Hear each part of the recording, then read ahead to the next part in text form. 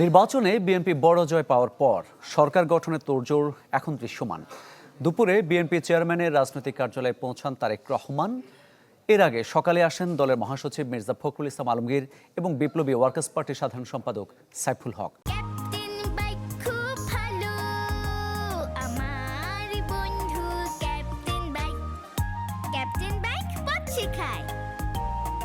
সংশ্লিষ্ট সূত্র জানায়, সম্ভাব্য মন্ত্রিপরিষদ সদস্যদের নাম আজ এখান থেকে চূড়ান্ত হতে পারে।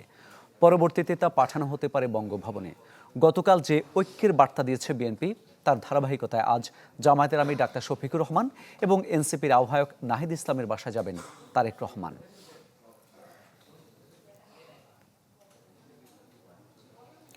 দর্শককে বিষয়ে আরও খবর জানাতে চাই আমরা। বিএনপি চেয়ারম্যানের গুলশানের রাজনৈতিক কার্যালয়ের সামনে থেকে যোগ দিচ্ছেন সহকর্মী মাসউদুর রহমান।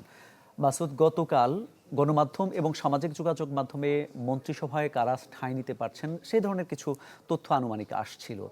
আজকে আপনি যেহেতু এখানে আছেন, চূড়ান্ত হতে পারে, কিছু জানতে পেরেছেন আসলে মন্ত্রিসভায় কারা কারা ঠাঁই পাচ্ছেন?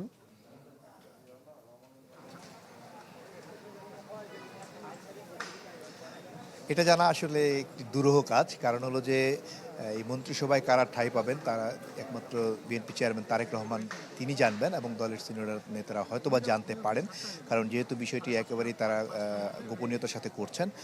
আর আজকে যেহেতু তিনি বৈঠকে বসছেন, দলের মহাসচিব এখানে রয়েছেন, দলের সিনিয়র কয়েকজন নেতা রয়েছেন, জোট শরিক সাইফুল হক রয়েছেন, তাদের সাথেও কিছুটা আলাপ আলোচনার বিষয় এখানে রয়েছে। আর যেহেতু আজকে বাদে আগামী পরশুদিন সংসদ সদস্যদের শপথ হবে, শপথের পর মহামান্য রাষ্ট্রপতি যেটি করবেন সেটি হলো তিনি যিনি সরকারি দলের নেতা হবেন তাকে আনুষ্ঠানিকভাবে সরকার গঠনের আমন্ত্রণ জানাবেন সংবিধান অনুযায়ী, এবং এই আমন্ত্রণ জানানোর পর তিনি মন্ত্রিপরিষদ যে নাম চূড়ান্ত হবে, আজকে হোক অথবা আগামীকাল হোক, যে চূড়ান্ত করবেন সেটি বঙ্গভবন রাষ্ট্রপতির কাছে পাঠাবেন। এরপর রাষ্ট্রপতি সেই সমস্ত সদস্যদেরকে শপথের জন্য আনুষ্ঠানিকভাবে ডেকে পাঠাবেন।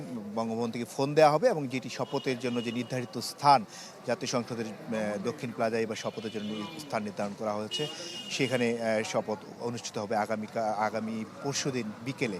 তো সার্বিক বিবেচনায় এই যে শপথের আনুষ্ঠানিকতা, সকালে সংসদ সদস্যদের শপথ হবে, তাদেরকে শপথ পড়াবেন সিইসি নাকি প্রধান বিচারপতি, এটি নিয়েও কিন্তু এখন পর্যন্ত চূড়ান্ত হয়নি। কারণ যেহেতু এখন পর্যন্ত ইলেকশন কমিশন বলছে তাদেরকে সিইসি শপথ পড়াবেন, সেই চিঠি তারা এখন পর্যন্ত পাননি। সেটি পাওয়ার পরে আসলে বোঝা যাবে পরবর্তী প্রক্রিয়া কী হবে। 1991 সালে একবার যখন হয়েছিল, তখন তৎকালীন প্রধানমন্ত্রী বেগম খালেদা জিয়া কিন্তু তৎকালীন স্পিকারের কাছে, যিনি এরশাদ সরকারের স্পিকার ছিলেন, তার কাছে শপথ নিতে অস্বীকার করায় তৎকালীন সিইসি বিচারপতি আব্দুর রউফ শপথ করিয়েছিলেন। সেটিরই ধারাবাহিকতা এবার হতে পারে বলে আমরা ধারণা করছি। সব মিলিয়ে তারেক রহমান তার কার্যালয় রয়েছেন, তিনি তার ক্যাবিনেট চূড়ান্ত করছেন, একেবারে শেষ মুহূর্তের প্রস্তুতি তিনি নিচ্ছেন এবং যাচাই বাছাই শেষে তিনি আসলে চূড়ান্ত সিদ্ধান্ত নেবেন। 42 সদস্যের মন্ত্রিসভা গঠন করার কথা রয়েছে, সংক্ষিপ্ত মন্ত্রিসভা হবে। সেটি আসলে চূড়ান্ত একেবারে বঙ্গবন্ধু থেকে ফোন না যাওয়া পর্যন্ত কারো পক্ষে বলা আসলে একটি দুরূহ ব্যাপার হয়ে দাঁড়িয়েছে। মামুন, ধন্যবাদ আপনাকে। বিএনপি চেয়ারপারসন গুলশানের রাজনৈতিক কার্যালয়ের সামনে থেকে জানাচ্ছিলেন সহকর্মী মাসউদুর রহমান।